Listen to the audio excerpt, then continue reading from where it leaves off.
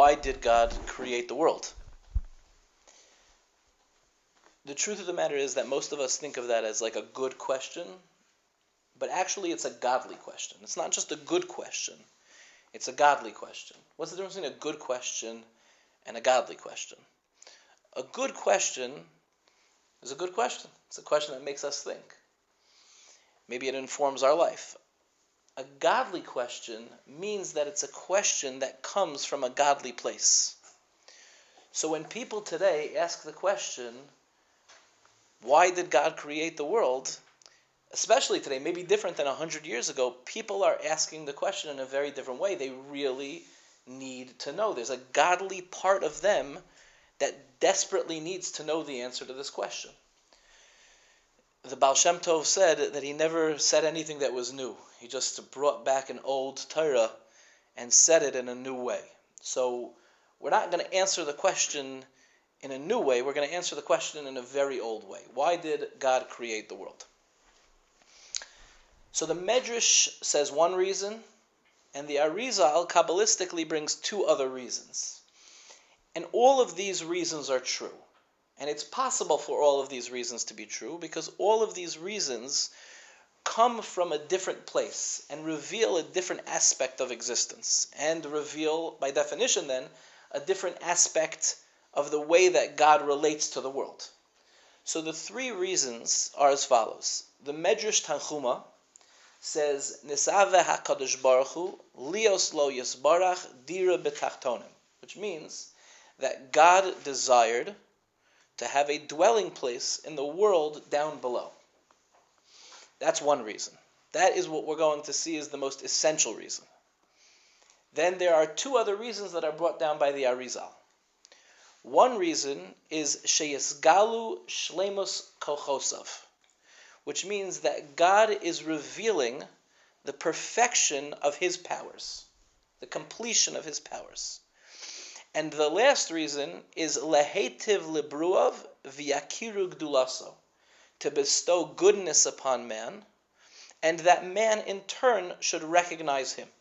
Those are the three reasons. God desires to have a dwelling place down below. God reveals His powers, the perfection of His powers, and God desires to bestow goodness upon everyone in the world, and that everyone in the world should recognize Him.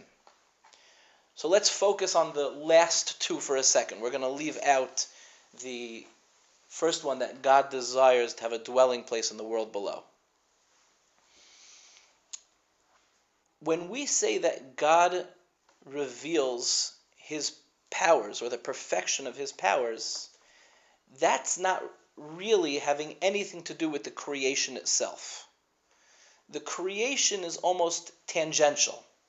Since God's revealing His powers, the creation comes into existence. But the creation is the byproduct of the reason. Whereas if you say that God wants to bestow goodness upon man, and that man should recognize Him, then the emphasis is on the creation. This is like the difference between light and a flow of energy, shefa. Light shines regardless of whether or not there's a receptacle, a kli, a vessel, to receive that light. Right? But when we talk about a flow of energy into a particular place so that that place will then have that energy, the emphasis is obviously then on the place. So the difference between the two reasons that God created the world will be A, where is the emphasis? Is the emphasis on God revealing His powers, in which the creation is now the byproduct? Or B, is the emphasis on the creation, and God is the vehicle, so to speak, obviously not the vehicle literally, but He is that which is bestowing His goodness upon the creation. Is that clear?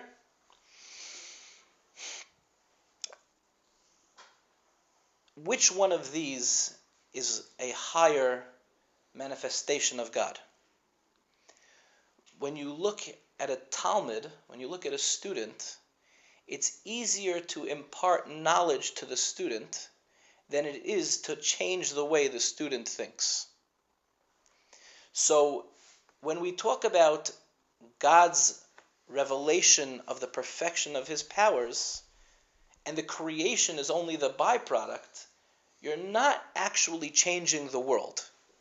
There's a certain relationship between God and the world. It is a teacher-student relationship. But the idea here is not that the student changes the way he thinks, but rather that the student acquire a particular knowledge. Whereas if you say that God desires to bestow his goodness upon the world, and that the world should recognize him, now we're talking about changing something in the creation. Now the creation, which up until now does not naturally recognize God, it goes through an evolution where it comes to recognize that God exists. So understanding the difference in the reasons will also help us understand what our goal is, right, as the receptacle, as the receiver of God's creation. Another critical distinction is understanding the direction. When we talk about God and we talk about the creation, there's always two ways of understanding that relationship. Are we transcending our mortal coil and elevating ourselves up to God? Or, alternatively, is God coming down into the world? Now, the Torah says that both are true, right? God comes down to Har Sinai to give us the Torah, and we go up to receive his Torah. So there's always two directions. So when we talk about the two reasons for creating the world, we also have to talk about the direction of the relationship. If you say that the purpose of creation is that we should recognize God's powers, so to speak, that God's powers are being revealed in the world, then that's Elyonim Yordim Letachtonim. That's the spiritual world coming down to the physical world. But if you say that God is bestowing his goodness upon creation, and we are recognizing God, that means that there's a shift down here in our world. If there's a shift down here in our world, that means that our world is now transcending what it ordinarily is and elevating itself up to God. So, just to make sure we're all clear, we're all on the same page. We have two reasons for creation. One reason is that God is revealing the perfection of his powers. We said in that case, the creation is a byproduct. It's tangential. It has to exist by virtue of what he's doing, but it's not really the emphasis, like light. We said that in that case, the Talmud, the student, is not necessarily undergoing any change. It's just receiving his light, receiving his information, so to speak. And the direction is from above to below. Whereas if we say that the purpose of creation is for God to bestow goodness upon us, and that we recognize him as the creator, now there's a fundamental change. The emphasis is on us. What we're trying to do is we're trying to change this world to become something capable of recognizing God. Now the emphasis is on us. This is Shefa. This is not light. So far, so good? Okay. Now let's go back to that first reason. Nis'ave HaKadosh Baruch Hu lios lo yisbarach dira b'tachtonim. God desires to have a dwelling place down below. So this is fundamentally different. Because up until now, what we've been talking about is something that comes from God's chachma, from God's wisdom. But when you talk about a taiva, a desire has nothing to do with wisdom. In human terms, we have difficulty with this. Because from a human perspective, sometimes desire is lower than wisdom. But a true desire is higher than wisdom. This is the difference between love and lust. Lust is a desire that's lower than wisdom. So when a person falls in lust, they behave in a way that's not wise, And everyone says to them, what are you doing? You know this is inappropriate. Yet, when a person falls in love, he also does things that are totally not wise, totally illogical. And what do people say? He's in love. He's head over heels. And all of a sudden, the very same illogical activity now becomes beautiful. What's the difference? The difference is, where does the desire emanate from? When a desire emanates from a lower place than wisdom, like lust, it's inappropriate. It doesn't feel right. But when desire emanates from above chachma, from above wisdom, then it's beautiful. That's a real desire. So God is perfect. He only has true desires. So when we say that God desires to create the world, we mean He really desires to create the world. Isn't that illogical? The answer is yes. This is the concept of God creating the world out of love, not out of lust. He creates the world for no reason. And there's something incredibly beautiful about love for no reason. Love for no reason will never end, because it never began for a reason. So when somebody who we are very impressed with loves us, often what we think is, why does she love us? Right, all of our wives, we all wonder that all the time. Why is she still with me? I know, I remember when I had my first child, I said, okay, she's locked in for a little bit. It's harder to leave now. Because I could never figure out why she wanted to marry me to begin with. And there's something very beautiful about that. But also, if somebody loves you for a reason, then do they love you, or do they love the reason? Like, for example, if somebody says, I married my wife because of the way that she makes me feel. Well, what happens when she stops making you feel that way? Because inevitably in real life, as we get older, we know that the reason somehow falls away. Or what if somebody said, I love my wife because she's an excellent mother? Well, what happens if she's not an excellent mother? What happens if she has a bad day, or a bad month, or a bad year? Is that grounds for divorce? Let's make it more extreme than that. It seems to me that when all of the reasons fall away, that's when real love begins. So, for example, if somebody who you love gets ill, and now they're really infirm, they're not capable even of taking care of themselves, let alone anyone around you, let alone you. It seems to me that now the couple can discover a love that they never knew existed. What's amazing about this, and what's inspiring about this, is that now, after all of the reasons fell away, I just love you. So I didn't need a cook. I didn't need even someone to be a mother to my children. What I needed was you. So in a very irrational way, not irrational, irrational, God says, I desire you. And not only do I desire you, but I desire all of you. Because it says, remember, dira betachtonim. God wants to dwell in a lower place. In most relationships, what are we trying to do? We're trying to elevate the relationship. I'll be on my best behavior. Right? So like when people are dating, so they're not really them. They're just a version of themselves that they're trying to get this girl to see. Look, I can behave really nicely. You should marry me. What's the problem with that? Then she's just married to version 2.0 of you. But she's not actually married to you. And then a couple months into the marriage, when you can't keep up the facade anymore, then all of a sudden she's trying to figure out what happened to the guy that I was dating.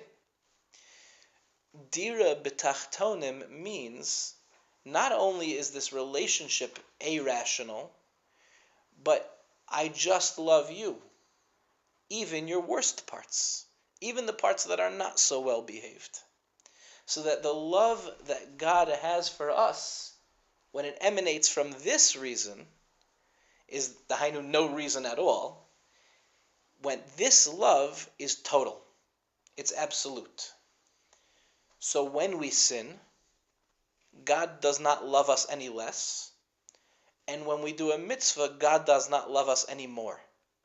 Because the love was already absolute. In the context of this reason for creating the world, all there is us and Him. And if we sin, then the relationship is a little less revealed. And if we do a mitzvah, if we do what God wants, then the relationship is a little more revealed. So those are the three reasons why God created the world. The most essential reason is dira betachtonim. God had the desire to have a relationship with us. Why? No reason. It's a desire. It's before wisdom. The second reason is God wants to bestow goodness upon man. He wants man to recognize Him. We have to undergo a change in order to not just receive from Him, but to come close to Him, to transcend and elevate. And then the last reason, which is the least primary reason, is this is the revelation of God's perfection.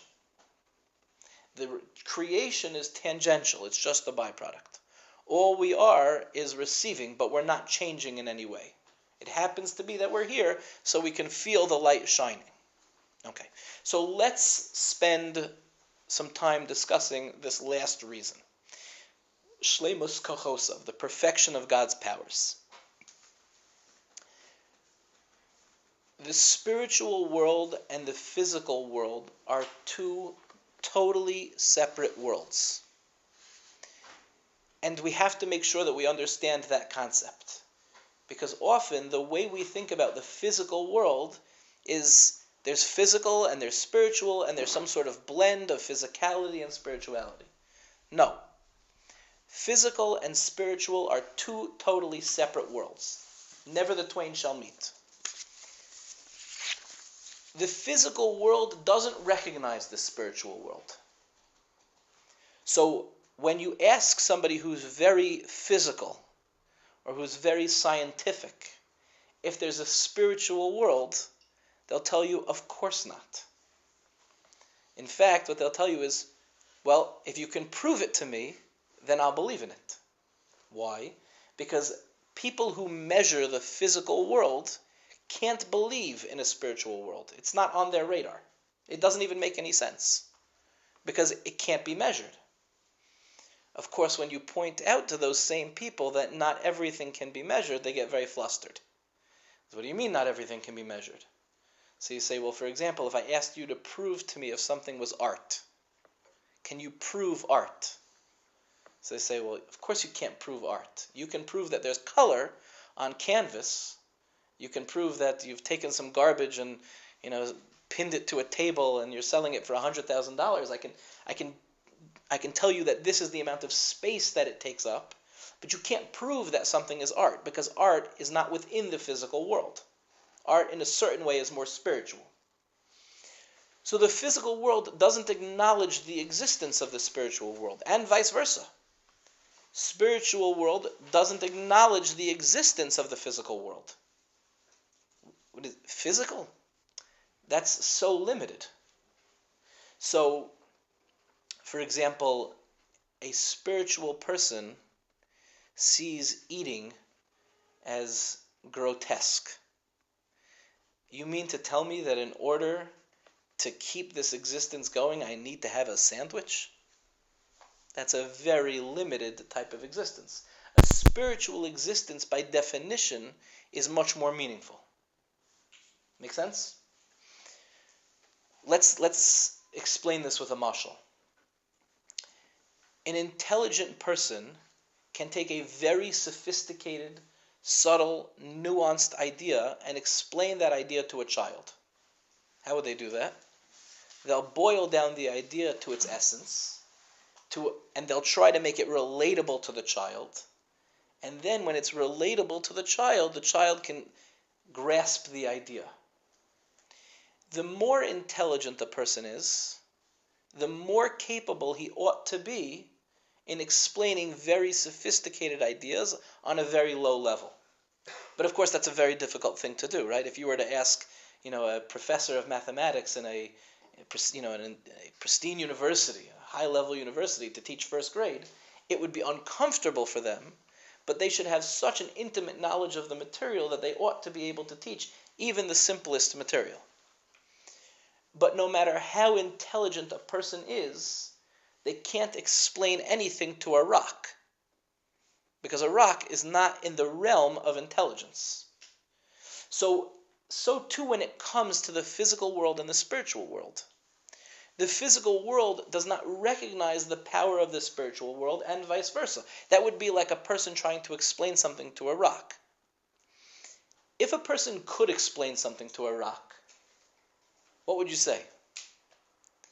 It's not because the rock is intelligent, and it's not because his intelligence is capable of penetrating a rock. It must be because of the infinite nature of this particular person, which is, of course, a contradiction. We don't mean a person here. But if the physical world was endowed with something spiritual, that wouldn't tell you that the physical world isn't physical. The physical world is physical. And it wouldn't tell you that the spiritual world isn't spiritual. Spiritual is spiritual. But God is capable of investing that which is physical with that which is spiritual. Make sense?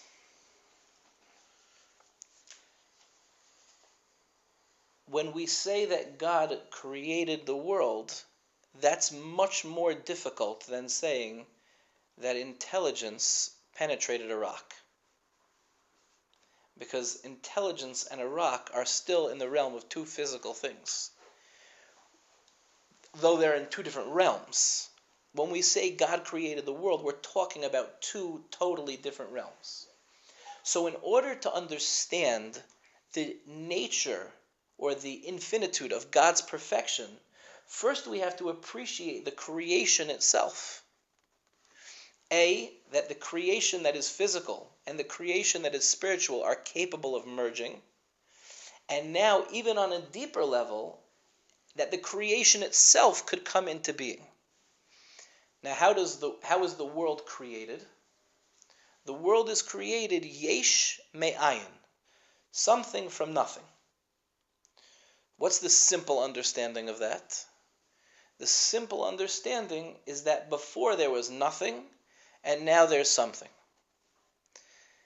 Yet, in Judaism, we say it's much, much deeper than that. We say that before there was nothing means that the something evolved out of nothing. Which means that beforehand all there was nothing. And nothing did not have the capacity to become something. There is nothing in nothing. It's hard to follow when you say it like this. There is nothing in nothing that should become something. So, for example, if you take a table, and you turn it into a chair, the table already had the capacity to become a chair. There's nothing in nothing that becomes something. There's no somethingness to nothingness. So the very creation of the world itself is already a revelation of the infinite nature of God's powers. That He took nothing and made something. So, for example, if you take a rock and you throw a rock does not have the capacity to fly. But a rock has the capacity to be thrown. So when you throw a rock, there's a chiddush. There's something unique about the rock. Before it was in place A, and now it's flying. But the rock always had the capacity for flight. It just needed another force to push it into flight. So there's not really something special or something impressive about a rock in the air, as long as you know that there was something that forced that rock into its new position. But if somebody came over to a rock and started talking to it, and the rock took flight, that would be very impressive. That would be something that we would marvel at. How did his speech cause that rock to fly, right? Isn't that what magic is really all about, right? When somebody's a magician, they're trying to tell us that there is a unique state that should not have come into being. So I once saw that there was a magician, I think his name was Chris Angel, and he walked on water. And they had, people swimming underneath the water, so it was absolutely not possible that he was just really standing on something. People were literally going right underneath him. Now, of course, it's an illusion, but the reason why people are impressed by that is because the state of being should not be. When we talk about God revealing His perfection, the revelation of His perfection is seen in the creation itself. It should not be. We shouldn't be here. None of this should exist, because all there was before this was nothing, and nothing does not have the capacity to be something. This also has a nafkamina between the relationship that we have with HaKadosh Baruch Hu. So many of our relationships with God are described in different ways. Father and son, husband and wife. So one of the relationships that we have with God is king and subject, or king and servant. What does it mean that God is our king? So I heard once from a Rebbe in Esha Torah, he had a great line. He said, softcore monotheists believe in one God. Hardcore monotheists believe in oneness. What's the difference between believing in oneness or believing in one God? When you say you believe in one God, that sounds like I believe in one God. And then there's the creation. When you believe in oneness, that means that you learn to see everything through that lens of one God. You understand the difference? So it goes like this. When we say that God is our king, that's not a simple statement. That's not saying, God is my king. That means that God is the creator of everything. Because when somebody is the king, they're the king over everything. So that the soul has a natural desire to crown God as king is not very impressive. Why not? That's the nature of the soul. The nature of a soul is like a ray of the sun. The ray of the sun is not the sun, but it's also not disconnected from the sun, right? It's an essential part or manifestation of the sun, right? So God is king means that the soul naturally sees him as king, because that's what the soul is. The soul is the subject, so to speak, right? The officer living in the king's palace. That's not very impressive. What would be much more impressive? What would be more impressive is when the king is crowned by those people that are not naturally his servants. So the spiritual world, that it relates to God as king, is not impressive. But when the physical world relates to God as king, that's very impressive. Because the physical world, remember, it shouldn't recognize the spiritual world. It shouldn't see it. It shouldn't be part of it. Let's take a human king for a second. A human king has dominion over the space that he occupies. So what's the relationship between the subject and the king? The relationship is only as much as the king can dominate and control that particular subject. So if I'm outside of the jurisdiction of the king, then it would make no sense for me to take part in his rulership, right? But let's say somebody was the king over the entire world. I saw that after Trump was elected, so obviously half of America is going crazy. And the other half is wondering why the other half is going crazy. So I saw one of the comedians had a great line. He said, everybody needs to calm down. If we hold the North Pole and the South Pole down for 10 seconds, the whole thing will reset. That's we have a whole new, it's like you wipe the phone clean. It'll reset the entire system. If you had a king that controlled the entire world, what's the relationship that he has with his subjects? They're his subjects, but he's not the essential king because he can't possibly control everything. What I do in the privacy of my own home, he'll never know. Let's make it more extreme. Let's say there was a king who controlled the entire world, including cameras in my home. He saw everything that I do. What's my relationship with him? I'm still just a subject of the king. It's not an essential relationship because he doesn't control me. He can punish me. He can get me to behave in a particular way, but I'm only a subject. He's not really anything more than that. It's not an essential relationship. When we say that God creates the world something from nothing, what does that mean? That means that all of creation is dependent on him all of the time, which means we are in a constant state of an essential relationship with him. There is nothing we can do, nothing we can think, nothing we can say, nothing we can feel that he does not have jurisdiction over. So that the spiritual world recognizes him as king is natural. But from the perspective of yesh me'ayin, of something from nothing, we have to know that that means that he is our king absolutely. And there is nothing in this world that cannot be given to him.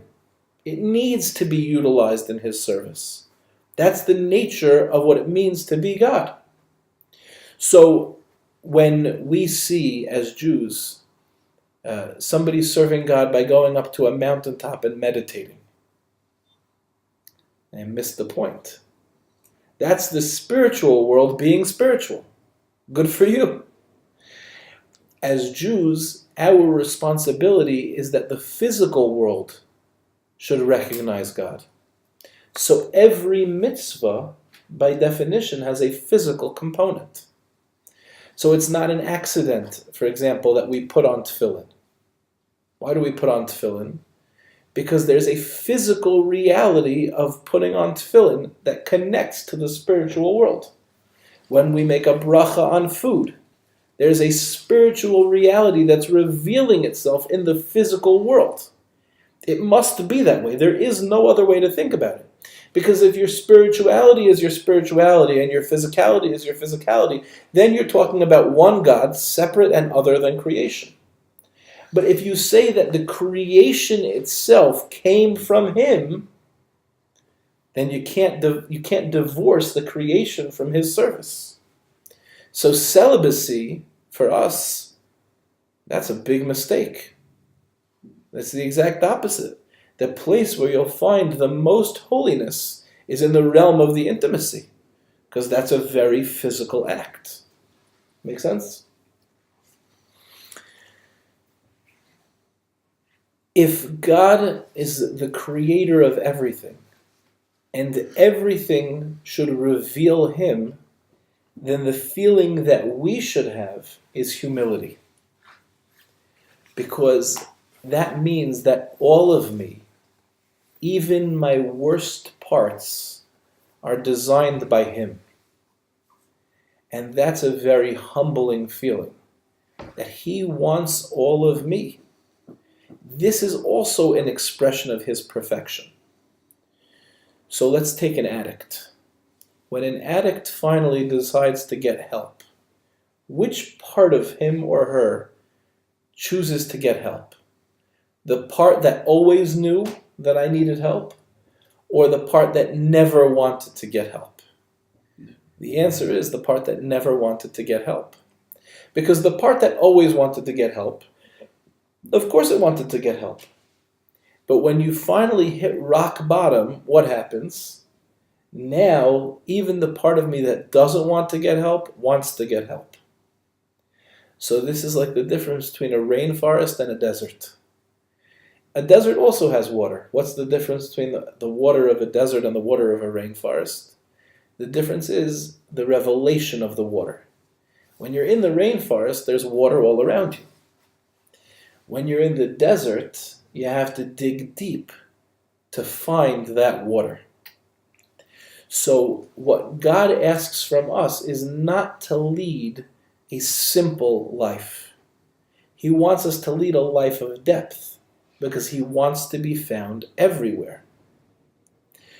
But that doesn't mean, again, at this level, that we have to change. That's going to be afterwards. That's going to be the next step, that God desires to bestow his goodness upon us and that he desires for us to recognize him. But right now, what we have to know is God is perfect. His powers are perfect. His infinity is everywhere in this world. It's not divorced from him. It feels other than him, but it's not divorced from him. So the feeling that we should have when we look at him and when we look at ourselves is, wow, that's impressive. So today everyone worships their own stars, right? Whether it's a movie star or a basketball player, right? or a model, whoever it is. So really, what's the difference between me and LeBron James? Is the difference that I'm overweight with a beard and he's 6'10"? No, that's not the difference. The difference is that he has a natural capability for playing basketball that I don't have. That's not really the difference either. Those are just degrees of difference. In other words, the difference between me and LeBron is nothing. Now, if you were to put both of us on a basketball court, I'm pretty sure I would be very embarrassed. But he's not worth worshiping. He's just me with a certain capability. When we talk about worshiping God as king, we're worshiping God as king because he's in a totally different realm. God is not me just with more capability. He has the capability of doing things that the human mind can't fathom. So let's go back to our mashal with the rock. The rock cannot fly, but it can be thrown.